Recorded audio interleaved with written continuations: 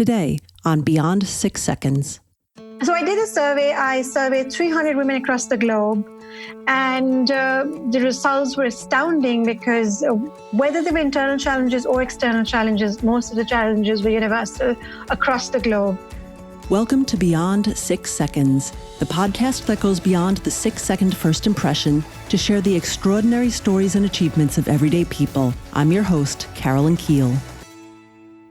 On today's episode, I'm speaking with Hira Ali.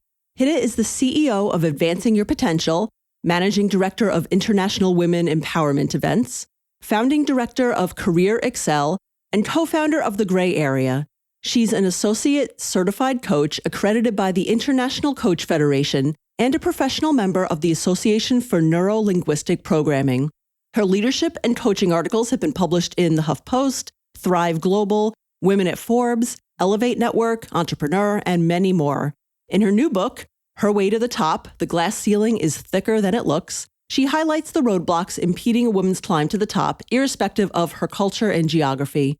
She's passionate about empowering women and ethnic minorities and is a strong advocate of diversity and inclusion in the workplace. Hira, welcome to the podcast. Hi, thank you so much. I'm so excited to be here. I'm so excited to learn about your work that you do in diversity and inclusion and women's empowerment and your new book. I'd love to start out hearing a little bit about your own story. So how did you become interested in women's experiences in the workforce? Okay, perfect. So I started my career as an HR manager. I was born in Pakistan, and that's where I started my career. I did my master's in human resources. And when I was working over there, I was the only female working with 21 men. Mm-hmm. And I started training because that was my passion. And I started doing a lot of soft skills. And when I was doing these programs or whatever events I was into or organizing, I realized that a lot of times, most of these events were very gender exclusive. Oh. So, most of them were catered towards men. So there were matches and there were concerts and there were training programs. But where were the women? There were no women coming anywhere. So I said, okay, I need to do something specially for women. So the very first time I developed this program was now almost more than a decade ago. It was called Revitalize and Rise. And the meaning of that in Urdu means, it was called Ruh Afza. And the meaning of that is revitalize your soul. Mm-hmm. And that was very popular because I wanted to discuss the challenges women were facing as working women and managing their careers. And that program became very popular. And I realized that women would come to me every now and then and say, please, can we have this again? Please, can we have it twice a year? Because I think there was this safe space where they could discuss their problems and, we could provide strategies to address them. And then I thought, and I used to personally think that most of these challenges that women are facing here is because of the background they're from, because obviously Pakistan is a developing country. The culture is fast improving. Yes, there's a lot of women empowerment now. But of course, there are external challenges such as misogyny and, lack of infrastructure. So I thought it was all because of that, women are facing a specific set of challenges. Then I moved to Dubai. And when I started my business, then I started training women over there. I realized that it was the same challenges and problems holding women back. And I found that it's very interesting too. But I thought that, okay, again, because Middle East also has, the same culture, Muslim women, probably it's because of the fact that we belong to a certain culture and background. And then, yes, I would do a lot of sessions to address these problems. And I would often organize women leadership sessions. And they were quite successful. They had very good feedback. One thing I would point out was that there were a lot of women in these programs who were expats because Dubai has 85% expats. So a lot of women that I was training were expats, not just the locals.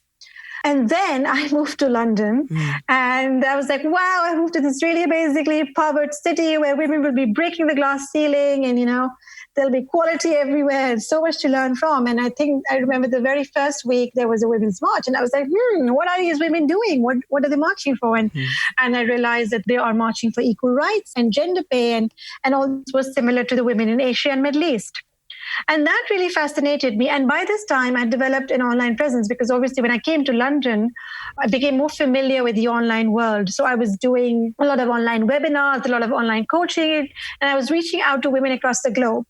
And that's when I said, I'm going to do a survey to substantiate what I'm already thinking. And that was that most of these challenges that women are facing are actually gender specific, perhaps. So I did a survey. I surveyed 300 women across the globe.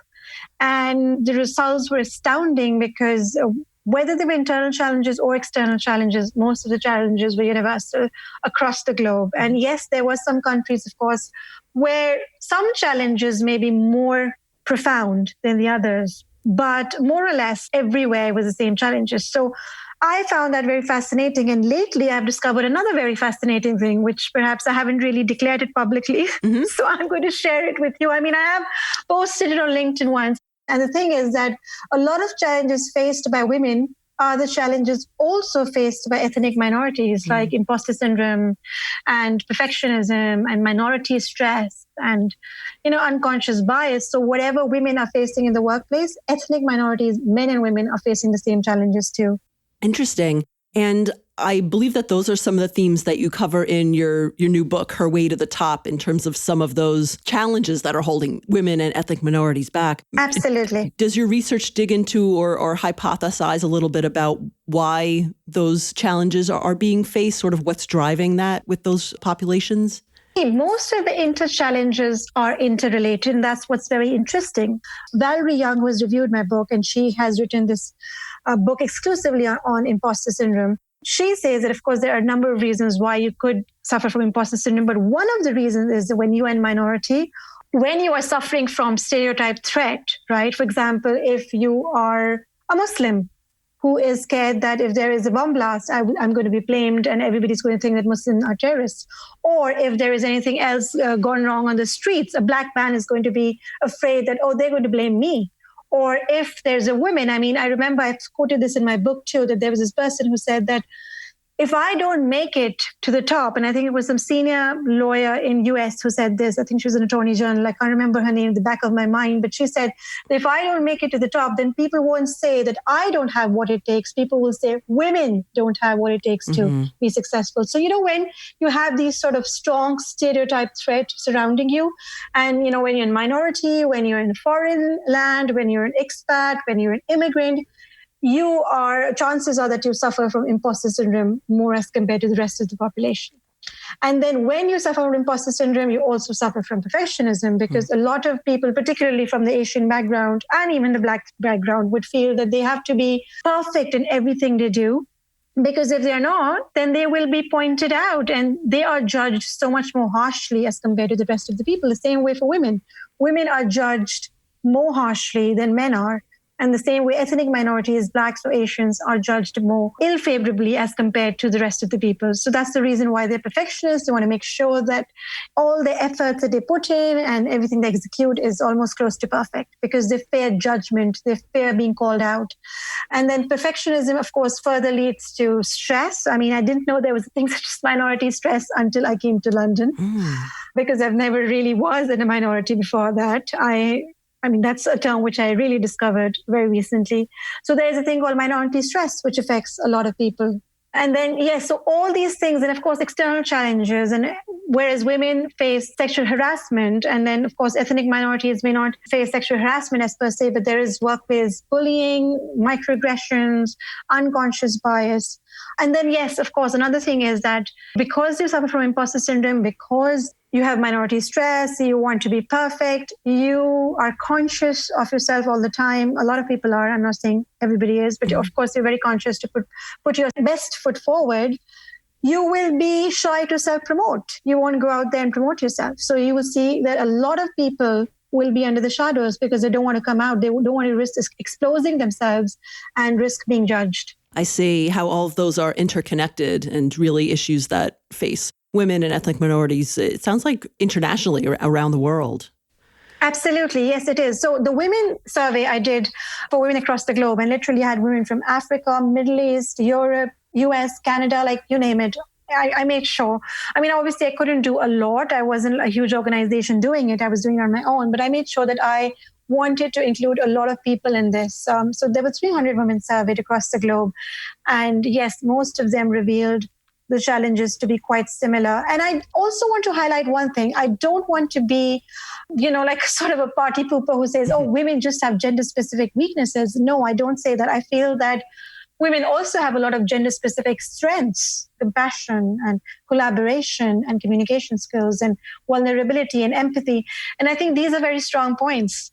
So we have to understand that a lot of things which we women face, and again, it's not just internal challenges, because I do know that there are a lot of people who say that, well, we don't need to overcome our internal problems. We're already very confident. And while that is true, there are a lot of women who are facing these problems throughout. I mean, it's a documented, well-documented fact that there is a confidence issue with a lot of women across the globe. And even if you are not impacted by the confidence issue, then you may be impacted by external challenges such as lack of infrastructure, misogyny, male-dominated environment, or workplace bullying. So it's a combination of both, actually.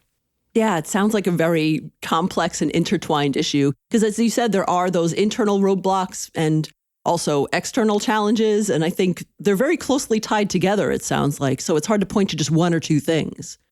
Yes, and I would feel, I always tell this, women always say that, but we don't have confidence issues and we've already tried our best, but we're still not progressing. So I think that's the thing where you really need to dispassionately evaluate yourself and see that if you have already done everything in your control to overcome your internal challenges, then look at how you can address the external challenges. For example, if there is misogyny, if there's, if you're working in a very misogynistic, male-dominated environment, a very sexist department, or if you are exposed to unconscious bias, or if even in terms of infrastructure, if you feel that there's lack of flexi timing or whatever, then call that out. Unless you don't bring awareness to the issue, nobody would know. So call that out. And if you feel that you've done enough effort to address that and still nothing is being done, then I think you need to move on. And then you need to move on and find a place where you will be valued. And trust me, there are lots of organizations who will value you for your courage, for your determination, for the strengths that you bring to the table.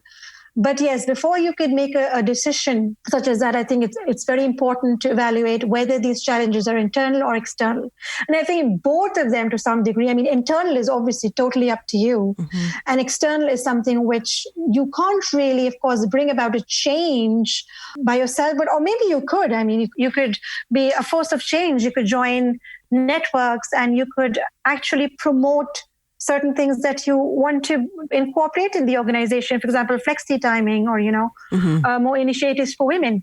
That's true. Yeah, it sounds like there are things that you can do for, obviously your internal work as well as changing things externally. And I see a lot of women, certainly in the United States, which is where I am, and around the world, really trying to drive that external change. And I'm curious, from your perspective, since you've done the survey or even over the past few years since you've been working in this field, do you see a significant change in progress that's being made in the field of diversity inclusion? I feel like sometimes it's one step forward and one step back, depending on what's going on. But what do you see from the work that you're doing?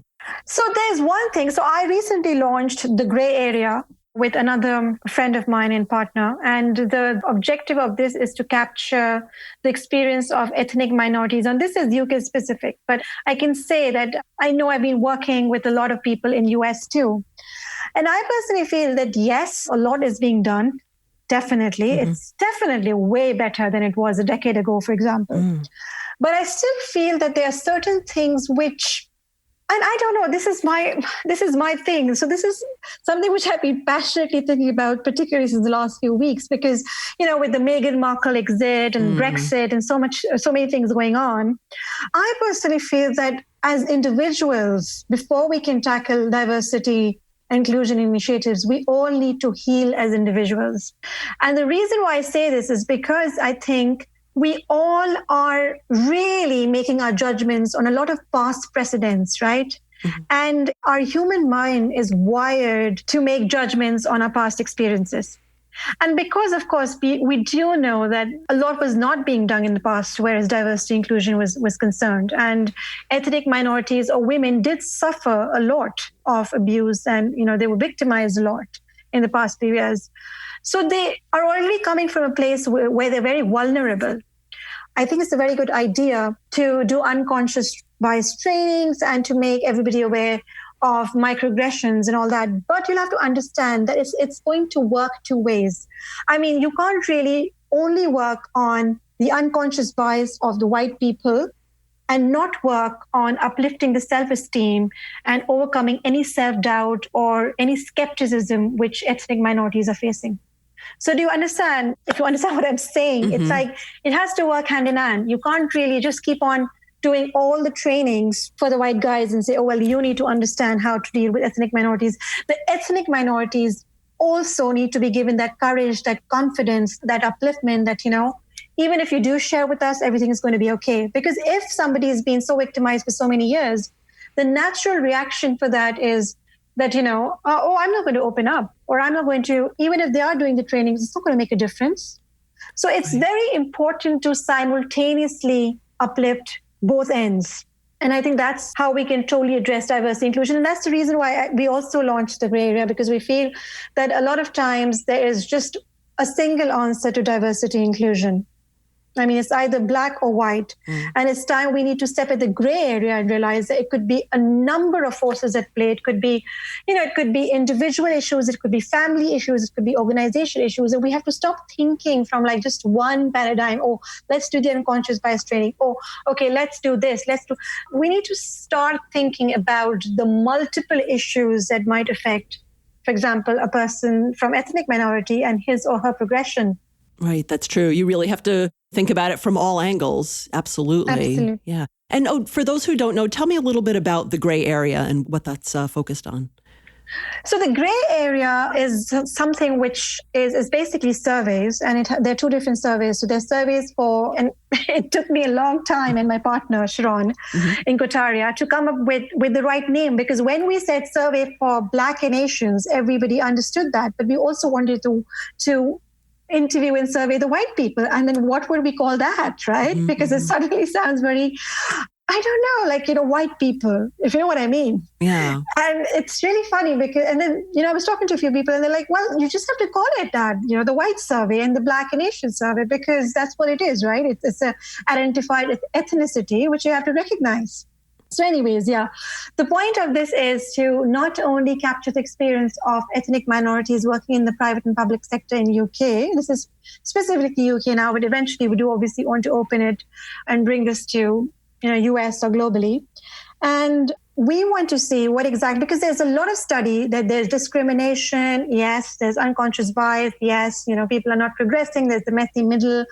But then what exactly are we doing to capture the experience? I mean, do we really know what these men and women want, what they want for progressing?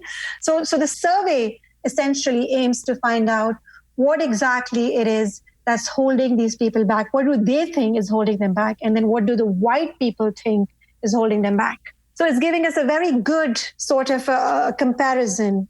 And another of my project, which is the Career Excel online women leadership program, which again, I launched with Jennifer Willie, who is based in US. And in fact, it's been doing very well in US too. And we have signed a couple of big clients. The objective again of that particular program is to empower women to be fearless at work and to empower women to move beyond the messy middle and, really smash the glass ceiling. So it has 18 different topics. So literally all of my projects are about women and ethnic minorities. Wow, that's amazing. And I think that one of the really unique perspectives that you bring to diversity inclusion work is that you really look internationally and globally and look at it as a global issue. And I'm thinking that's probably at least based part on your own experience. You've worked in several different countries yourself. So yes. At the beginning of the episode, you were mentioning how you had started some events and activities while you were working in Pakistan because you wanted to include the women more who were, either in your workplace or your community.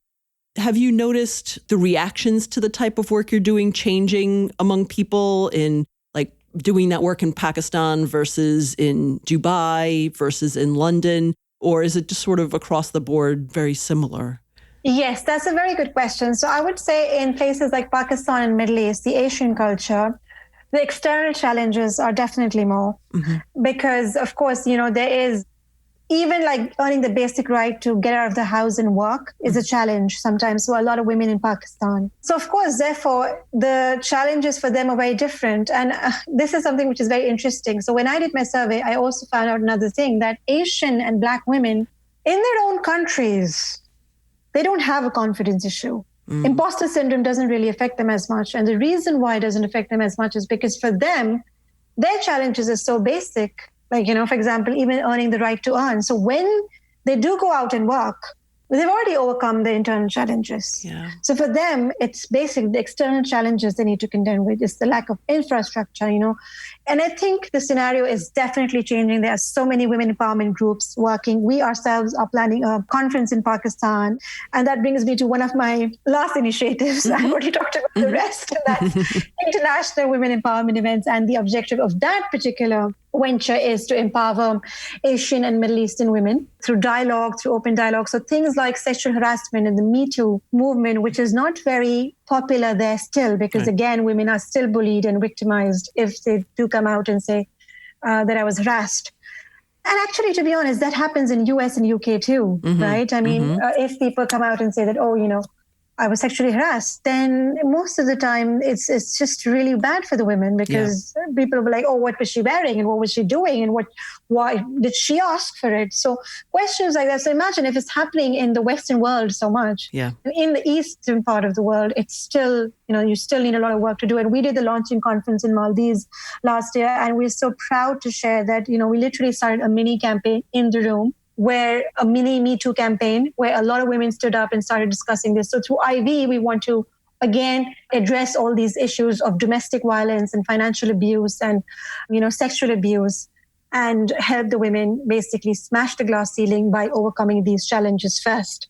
And of course, leadership topics. So yes, things are definitely changing. They're improving. But of course, what our objective through IV is to let the Western women know that the Eastern women are also confident. They're empowered too. I mean, they're also making strides in different areas of their life. And at the same time, let the Eastern women know that the Western women also face similar challenges just as you do, but this is what they do. So, the whole hashtag for this is in this together. You're not alone. And I think when you focus on this global feminism, of course, there are things like intersectional feminism, like, if you're a female or Black or female or Muslim, and those things are at play too, and you can't really ignore them for sure, because, being, for example, ethnic minority women is a double whammy for you, right? Or if you're from the LGBT community, it is going to be twice as hard for you. So yes, there are differences, and, there are intersectional feminism too, but when I focus on global feminism, my objective in the beginning is to start with global feminism so that people know that we're in this together, and we can't really call this feminism thing, a white feminism or Black feminism or brown feminism or Asian feminism. I think we all need to work in this together to know that universally, we all are facing the same challenges, whether they're internal and external. And then as we filter down, we come to intersectionality and we see that, how can the white women help the ethnic minority women and vice versa? Yeah, that's such an important point, and not something that really has been part of the diversity inclusion discussion until quite recently, is the whole concept of intersectionality and how all of those issues come together, and how, as white women, speaking for myself, can be better allies and better supporters of other women from different ethnic minorities and different populations of people. Yeah, absolutely. Because I think the baseline is the same. I mean, if you look at the top 10 challenges, which was revealed in Her Way to the Top, so things like imposter syndrome and perfectionism and time poverty and stress and vulnerability and inability to self-promote, or if you look at external challenges such as sexual harassment or misogyny in male-dominated industries, or, lack of infrastructure. So these are challenges which are universal, irrespective of your background and color and ethnicity. Yeah, absolutely. Wow. So you've really immersed yourself in this work around empowering women all around the world and empowering ethnic minorities, and really understanding what those challenges are for different people all around the world. And in terms of your own story, you've had experiences where you've worked in all different countries and you've really been immersed in this work. I'd love to know about one of the biggest challenges that you've faced, whether it was related directly to women's empowerment or whether it was just another type of challenge in building your own business. What was a big challenge that you faced, and how did you address or overcome it? I think the biggest challenge for me was to start my business from scratch in not just one, but two different countries. I started my career in Pakistan. I was doing very well. I had a great career. I was earning well. And when I moved to Dubai and I had my son, Ibrahim, after that, I realized I couldn't really pursue a full-time opportunity. I didn't have family over there to support me. So I wanted to kind of start something of my own. And that's when I started my own business. So I think it was pretty challenging, but it wasn't as bad because I still had a lot of contacts from Pakistan who gave me a good push, and I was invited to training sessions. And once you go to a place and train, and if the feedback is good, then chances are that you're going to be invited back again. So yes, it was a challenge starting there, but I did have a lot of contacts. But in London, when I moved 3.5 years ago precisely, I knew nobody at all. And I think that was the biggest challenge. How do I get myself out in the market, in a market which is, frankly, I would say saturated because, right, there are so many coaches and there's so many people speaking in the diversity inclusion space. Mm-hmm. So I think that was a big challenge. And I think the way I overcame this is, of course, resilience and a lot of patience. Nothing comes easy. Success doesn't come overnight. So you really need to be persistent and you really need to be very patient, and you have to wait for your efforts to pay off. And then I think the biggest thing, which I would say really helped me, is I was really very, very adamant about putting myself out there and being visible. Mm-hmm. So I used to blog a lot, and I used to podcast, and then I used to, share a lot of things on LinkedIn, on social media. So I think self-promotion really, really helped me. So I think self-promotion, resilience, persistence, and not being afraid to ask and hearing no, because I think as women, we are very shy and conscious of the fact that, what if they say no? Mm-hmm. And if I would have actually really just focused on that and said, oh my God, what if they say no? Then to be honest, I wouldn't have really received testimonials from global influencers for my book. I had never imagined that people had grown up reading and people I admire so much would be one day reviewing my book. I just stepped up and I just decided to ask them. Really, that's exactly what I did. And there were certain people who initially refused because they didn't have the time, but I wasn't discouraged by that. And I said, well, that's all right. They refused now, but maybe sometime in future, maybe 6 months, 1 year, 2 years, 3 years, they might read my book and they might give me feedback, and that's all right.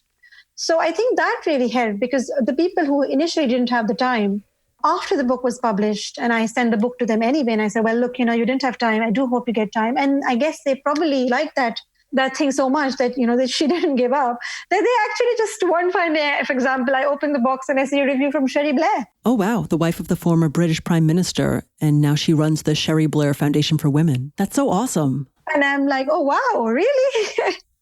So I think, I'll never really give up. And you will face a lot of failures, I think. I experience a lot of failures and setbacks every now and then, but I always have this in mind that, this is going to lead to something much bigger, which I'd never anticipated. So I just continue to hold on.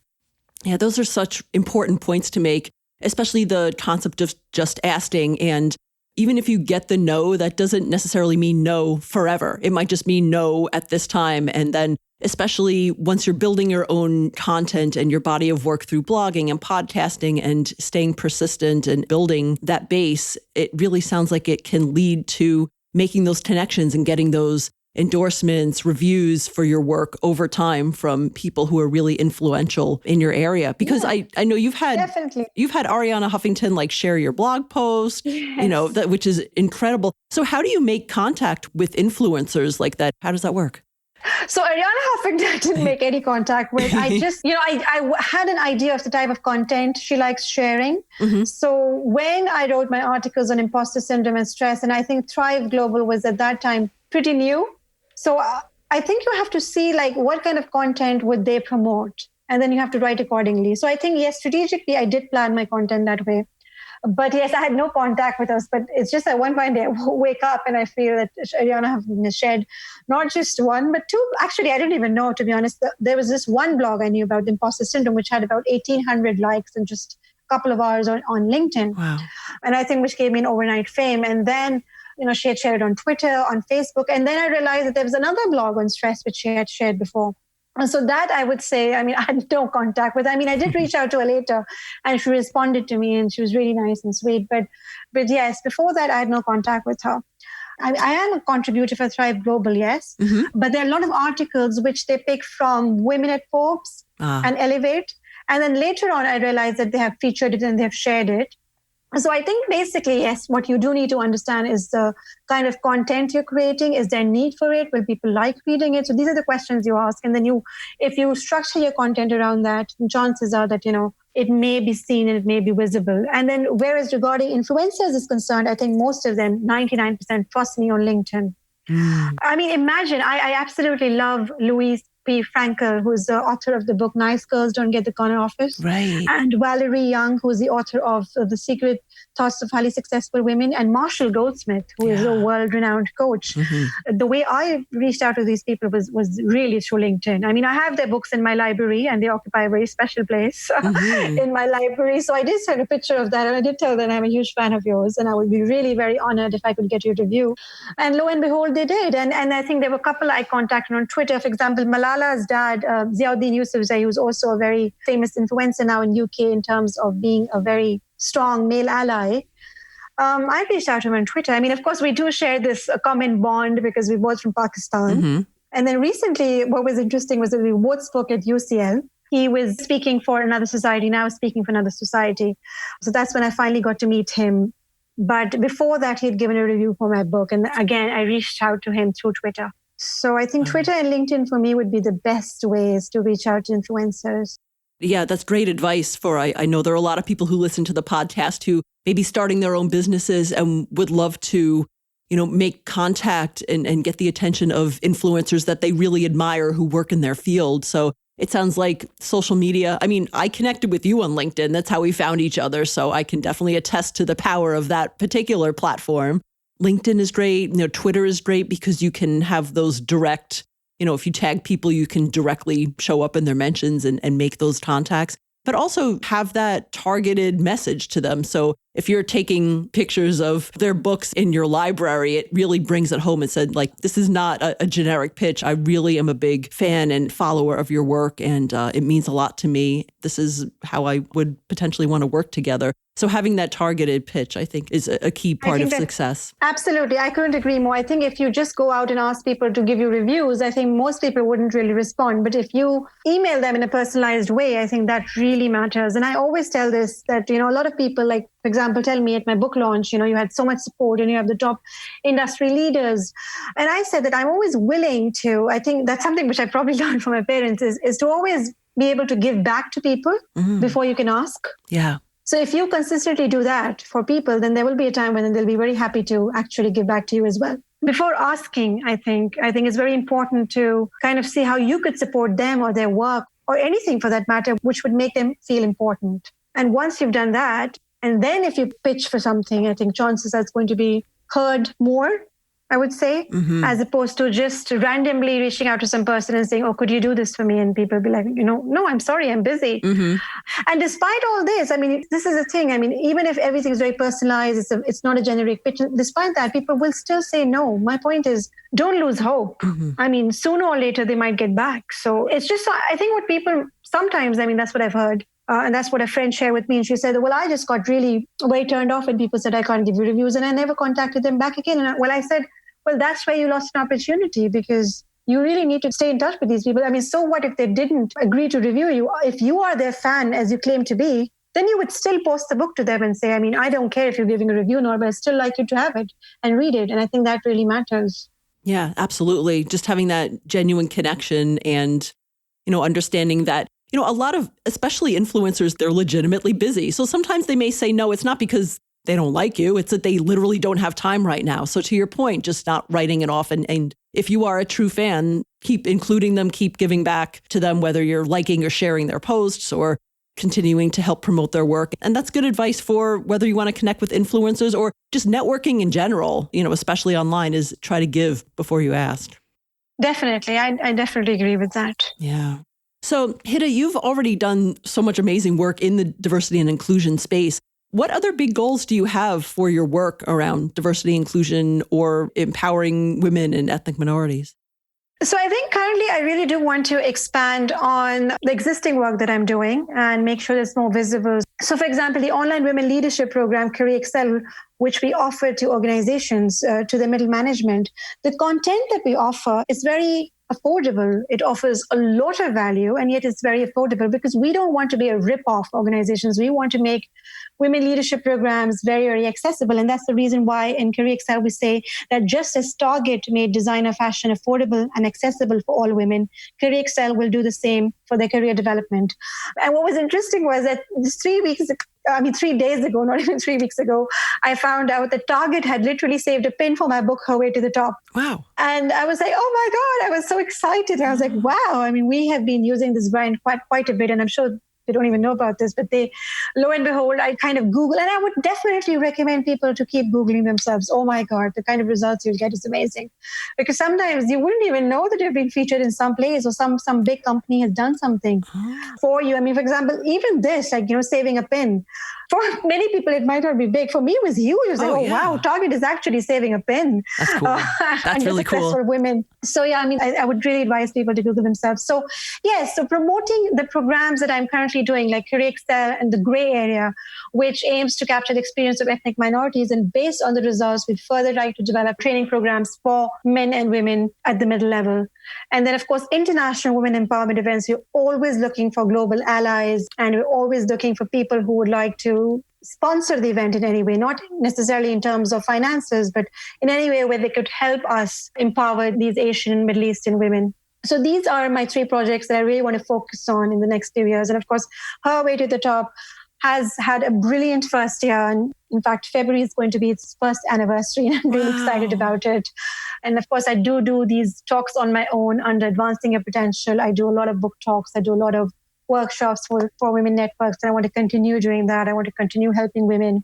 And I do this every time I go to an organization. I do a live poll for women, the Her Way to the Top live poll. And that's very interesting because there and then you're able to see what is it that is impacting the women in that particular room at that particular moment. And according to that, I customize my talk.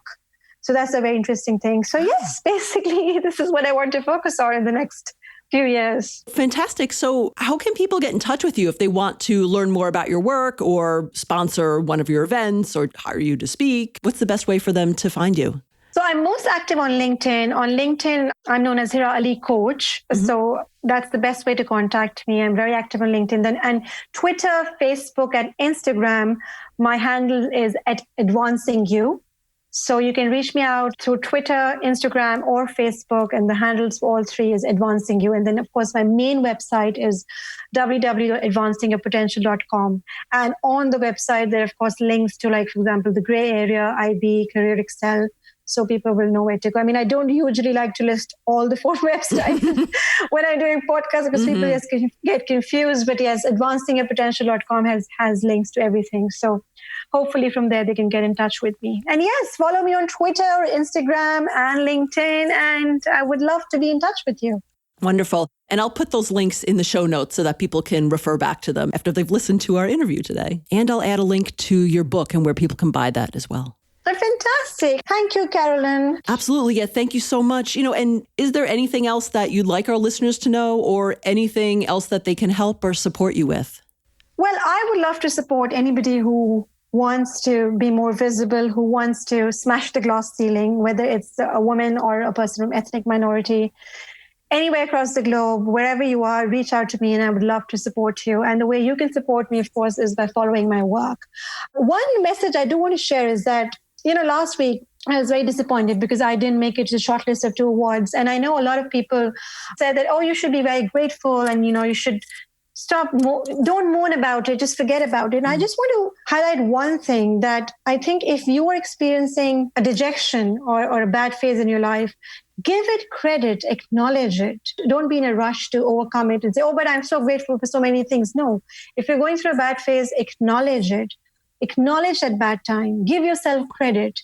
And after you've been wallowing in despair for a long time, just kind of come out of it and be persistent. Just kind of go for it. And eventually, trust me, you will get there.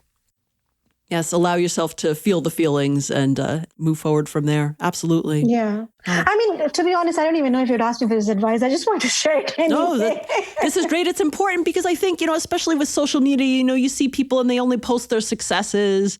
And then it's like, oh, why is everything so easy for this person? And I'm having such a hard time. It's like, no, things are hard for that person too. They're just not. Absolutely. And because I've been so successful in the past few years, there's a lot of pressure because people feel, oh my God, so what is the next big thing you're doing?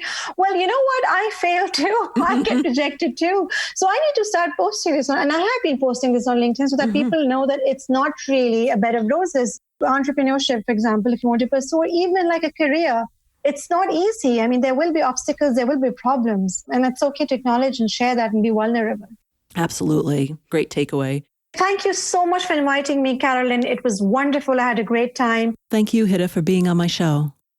Thanks for listening to Beyond 6 Seconds. Please help us spread the word about this podcast. Share it with a friend. Give us a shout out on your social media or write a review on Apple Podcasts or your favorite podcast player. You can find all of our episodes on our website and sign up for our free newsletter at www.beyond6seconds.com.